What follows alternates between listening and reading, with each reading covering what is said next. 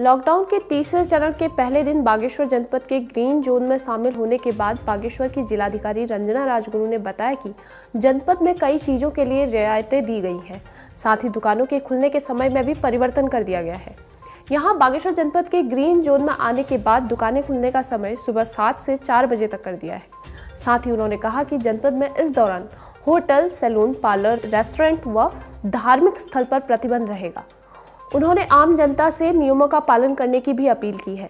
देखिए, जैसा कि सभी अवगत हैं कि थैंकफुली जो है सबके प्रयासों से मैं कहूँगी कि अभी तक बागेश्वर जिला ग्रीन जोन में है और उसमें काफ़ी सारी एक्टिविटीज़ 20 तारीख से खुली थी। जो आप देखेंगे ग्रामीण एरिया है उसमें काफ़ी सारी एक्टिविटीज़ पहले से ही अलाउड थी और शहरी एरिया में भी कुछ एक्टिविटीज़ अलाउड हो गई थी।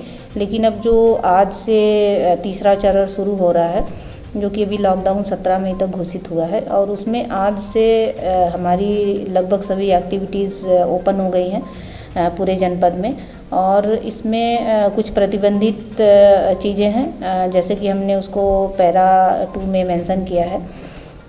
उसमें आप देखेंगे कि किसी तरह के जो तरण ताल हैं, स्पोर्ट्स कॉम्प्लेक्स हैं, जिम है, ये सब बंद रहेंगे। और उसमें कई सारी हमने लिस्ट दी है। उसमें सामाजिक, धार्मिक, राजनीतिक, किसी तरह का जनता दरबार, जनता मिलन, तहसील दिवस और जो भी सामाजिक राजनीतिक और धार्मिक जो समारोह हैं वो प्रतिबंधित होंगे पूरी तरह से। और जो धार्मिक स्थल हैं, धार्मिक संस्थान हैं, वो भी अभी बंद रहेंगे। और बार्बर और ब्यूटी पार्लर, सैलून, रेस्टोरेंट, ये भी अभी प्रतिबंध है इन पे भी, यानी कि ये भी बंद रहेंगे।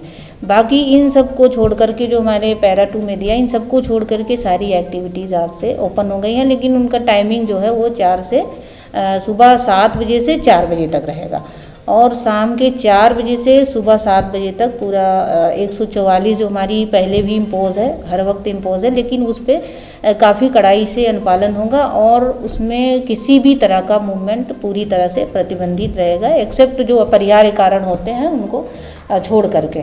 तो इस तरह से अब मुझे लगता है बहुत सारी एक्टिविटीज़ हमारे ज़िले में पहले भी शुरू हो गई हैं, अब और भी एक्टिविटी शुरू हो गई है। माइनिंग एक्टिविटी पहले से शुरू हो गई थी, कंस्ट्रक्शन एक्टिविटी भी शुरू हो गई थी, अब इसमें अर्बन एरिया में भी सारी एक्टिविटी शुरू हो गई है। तो मुझे लगता है कि जनपद वासियों को इसमें काफ़ी सहूलियत होगी। और इसके साथ साथ मैं दोबारा से भी अपील करना चाहूँगी सभी लोगों से कि अभी भी खुल गई है एक्टिविटीज़ लोगों की सहूलियत के लिए, लेकिन लोगों की सहूलियत इसमें भी है कि जो भी सामाजिक जो हमारी दूरी है, सोशल डिस्टेंसिंग है, उसका अनुपालन जरूर करेंगे और जो भी समय समय पर प्रशासन द्वारा दिशा निर्देश दिए जाते हैं उसका कड़ाई से सभी लोग अनुपालन सुनिश्चित करेंगे। वहीं हल्द्वानी में नगर निगम द्वारा मोहल्ला स्वच्छता समिति रात्रि गैंग के अंतर्गत संक्रमण से बचाव के लिए नगर भर में सफाई करने वाले कर्मचारियों को राशन किट बांटे गए हैं। इस मौके पर मेयर डॉक्टर जोगेंद्र सिंह रौतेला ने कहा कि यह राशन किट पारितोषिक के रूप में योजना के तहत बांटे जा रहे हैं। तो सर, ये राशन किनको बांटा जा रहा है अभी? नगर निगम में जो मोहल्ला स्वच्छता समितियां हैं, नगर निगम में जो आपके दैनिक वाले वेतनभोगी लोग हैं और इन लोगों को बहुत न्यून वेतन मिलता है, 8,250 रुपया, और इनके द्वारा वर्तमान में बड़ा उत्कृष्ट कार्य किया गया है। तो वर्तमान के संक्रमण काल में एक पारितोषिक के रूप में इनको योजना के अंतर्गत अन्न दिया जा रहा है। तो ये नगर निगम के जितने भी कर्मचारी हैं तृतीय चतुर्थ श्रेणी के, वो सारे कर्मचारियों को ये नहीं, केवल मोहल्ला स्वच्छता समिति नाला गैंग, रात्रि गैंग जो 8,250 रुपये मासिक जिन्हें वेतन मिलता है उनको दिया जा रहा है और ये योजना के अंतर्गत दिया जा रहा है। अच्छा, किट में जैसे कि हम देख सकते हैं किटें यहाँ बांटी जा रही हैं, तो किट में क्या क्या सामान इनको उपलब्ध कराया जा रहा है? किट का लगभग वजन 22 किलो से 23 किलो है, जिसमें 10 किलो चावल, 5 किलो आटा, 1 लीटर तेल, 3 केजी दाल, 250 ग्राम मसाला, 1 किलो चीनी, 250 ग्राम चाय पत्ती इत्यादि है इसमें। अच्छा, मतलब दैनिक उपयोग की सारी चीज़ें लगभग 1 माह का राशन एक परिवार का है। वहीं आज नैनीताल जिले के ऑरेंज जोन में आने के बाद मिली रियायतों के बीच शहर में कई इलेक्ट्रॉनिक सामान की दुकानें खुली मिली, लेकिन व्यवसायियों का यही कहना है कि वर्तमान में लॉकडाउन होने से व्यवसाय में काफी नुकसान हुआ है, लेकिन कोरोना के संक्रमण को देखते हुए अभी यह जरूरी है। लगभग 1 महीने से दुकान बंद थी, तो किस तरीके का रहा मार्केट का? बहुत ही नुकसान हुआ था। नुकसान भी है, लेकिन एक चीज़ ये है कि ये बहुत कंपलसरी चीज़ थी जी। अगर ये काम नहीं होता तो देश को बहुत नुकसान हो जाता, कि जनता को बहुत नुकसान था जी। अच्छा, व्यापार की दृष्टि से जहां हम देखते हैं हल्द्वानी इतना टॉप लेवल का एक मार्केट जिसे कह सकते हैं हम, कुमाऊं गढ़वाल का, उत्तराखंड का, तो यहाँ किस तरीके का वो रहा, कितने नुकसान का आकलन करते हैं इन बंद के दिनों में आप? नुकसान तो बहुत है जी। इसका आकलन अभी तो करना कंफर्म नहीं कह सकते, क्योंकि नुकसान बहुत हुआ है और मेरे ख्याल से लगभग करोड़ों में तो इसी का बात हो गई। अच्छा, आने वाले टाइम के लिए क्या उम्मीद लगा के बैठे हैं कि इसकी कुछ रिकवरी आप कर पाएंगे? मार्केट करेगा कुछ रिकवरी? ऐसा है, रिकवरी होना थोड़ा टफ पड़ जाएगा, क्योंकि अभी आज भी शॉप खुली है, जैसे आज भी मार्केट में कस्टमर है नहीं, अभी भी कस्टमर की आवाजाही नहीं है, लोग बहुत अपने घरों में सुरक्षित बैठे हैं, मार्केट में कोई नहीं आ रहा। लेकिन आने वाली उम्मीद है कि शायद अगर जो लॉकडाउन 17 तारीख को जैसे खुलेगा, हमारे मुख्यमंत्री जी ने कहा है, तो शायद हो जाए, तो उसके बाद रिकवरी होने की उम्मीद है। तो आपके जो सहकर्मी हैं, कर्मचारी हैं, उन लोगों की क्या स्थिति बनी है? आपके पास अभी कर्मचारी और दुकान के एम्प्लॉयज़ हैं? हमने एम्प्लॉयज़ को जो जैसे सरकार ने निर्धारित किया 50% स्टाफ बुलाना है, हमने वही किया है। हमने अपने जो स्टाफ था उसको 50% कर दिया है और वही आए हैं। आज से ही हमने स्टार्ट करा उनको बुलाना।